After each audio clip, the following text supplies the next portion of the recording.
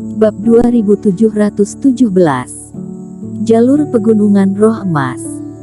Melihat Erikin tenggelam dalam pikirannya, jelas bahwa informasi yang dia berikan telah berperan besar. Black Demon juga diam-diam merasa lega. Tentu saja, ketika dia membicarakan masalah ini dengan sangat aktif dan memberitahu Erikin apa yang dia ketahui, tentu saja itu tidak sesederhana untuk menyenangkannya saja. Baru-baru ini, dia telah berkultivasi teknik 8 tingkat sepanjang hari dan energi jahat di tubuhnya semakin kuat. Dia benar-benar takut mati. Dia takut suatu hari Erikin kehabisan permata dan menggunakan dia yang merupakan anak buah ketua iblis energi Yin.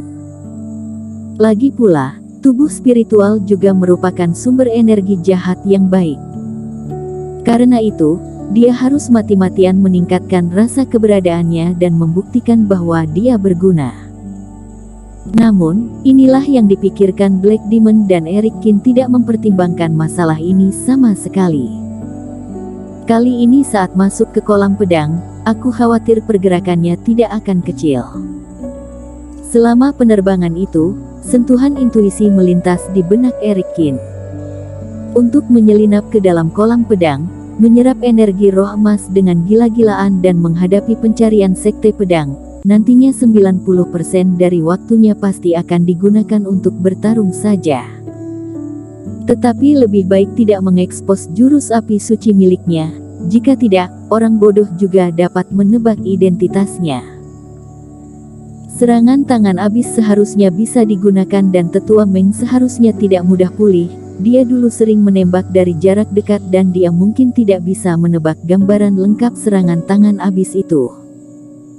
Saat itu tetua Meng berada di depannya dan diserang dengan sebuah telapak tangan yang berdarah, kemudian pingsan dan Erikin saat itu tidak memiliki cukup kendali atas serangan tangan abis. Ada 3 hal kecil ini yang bisa berguna. Erikin memikirkan 3 Sky Eater yang berevolusi menjadi raja dan tidak bisa menahan senyum. Ketika dia bertanding dengan Vicky Han sebelumnya, dia juga telah mencobanya. Dia harus mengatakan bahwa hewan kecil ini tidak menghabiskan begitu banyak sumber dayanya sendiri dengan sia-sia, tidak rugi dia merawat mereka. Sky Eater yang menelan roh angin bahkan lebih cepat dari kultivator fase penilaian 1 penurunan biasa, jadi Vicky Han hanya melihat sebuah bayangan yang lewat, dia bahkan tidak melihat seperti apa tampilan Sky Eater itu.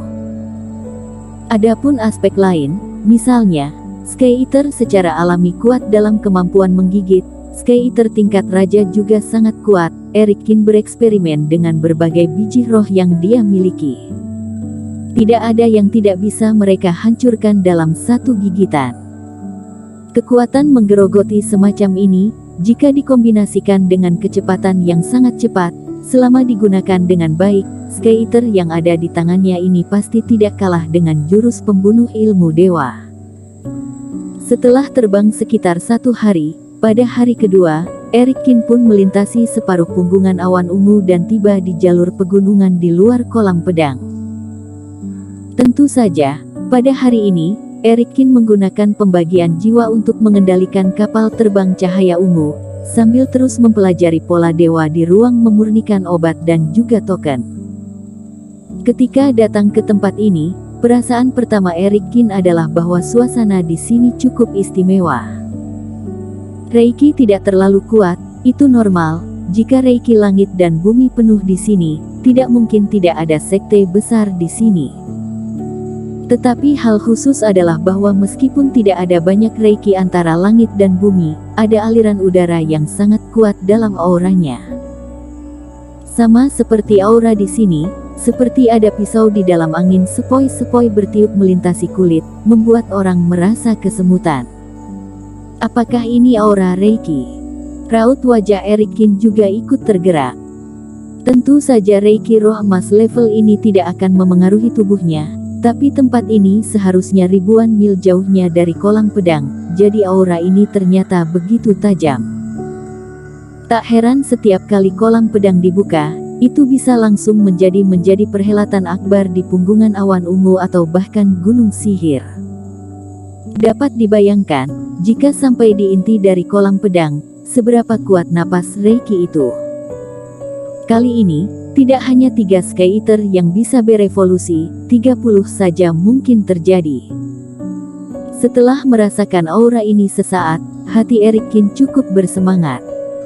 Namun, Reiki roh emas yang terkandung dalam Reiki langit dan bumi ini adalah roh emas yang kacau dan tidak dapat digunakan untuk melakukan pemurnian.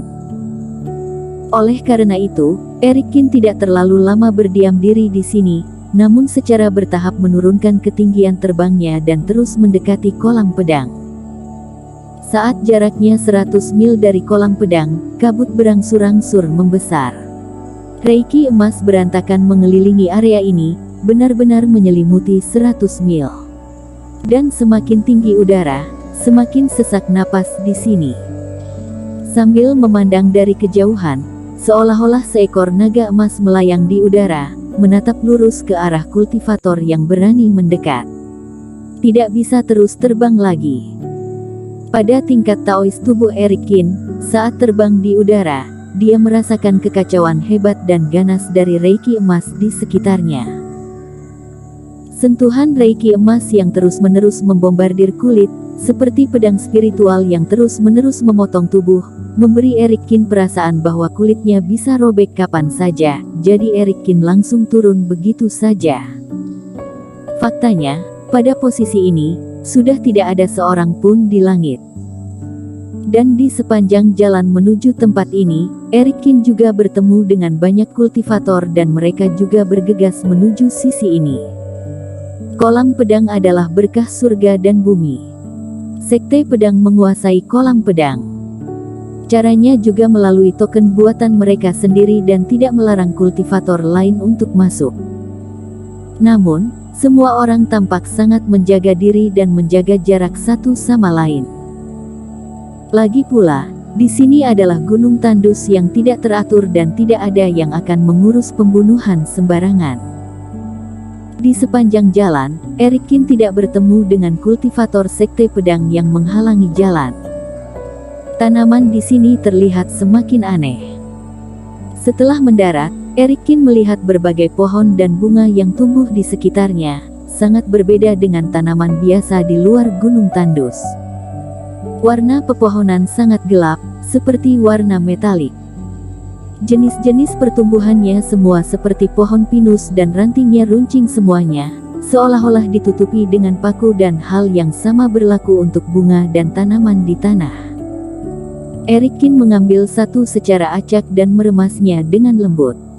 Ranting ini langsung ada suara seperti emas dan besi, seolah-olah yang dia pegang bukanlah pohon, tetapi logam asli. Ketika mereka jatuh ke tanah, mereka semua terdengar seperti jarum baja.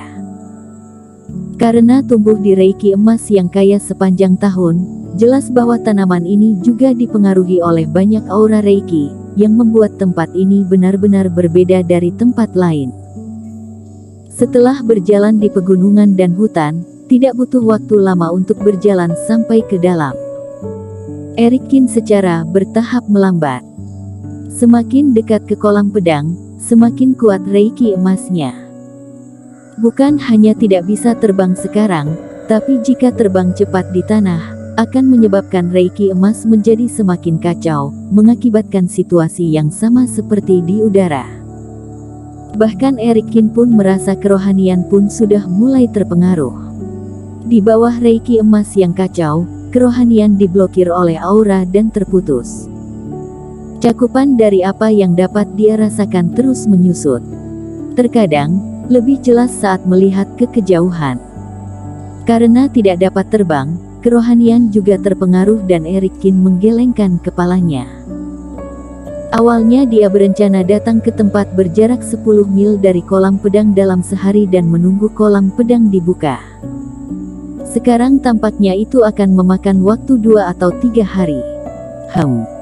Sambil memikirkannya, Erikin tiba-tiba berhenti dan tiba-tiba menoleh untuk melihat ke samping.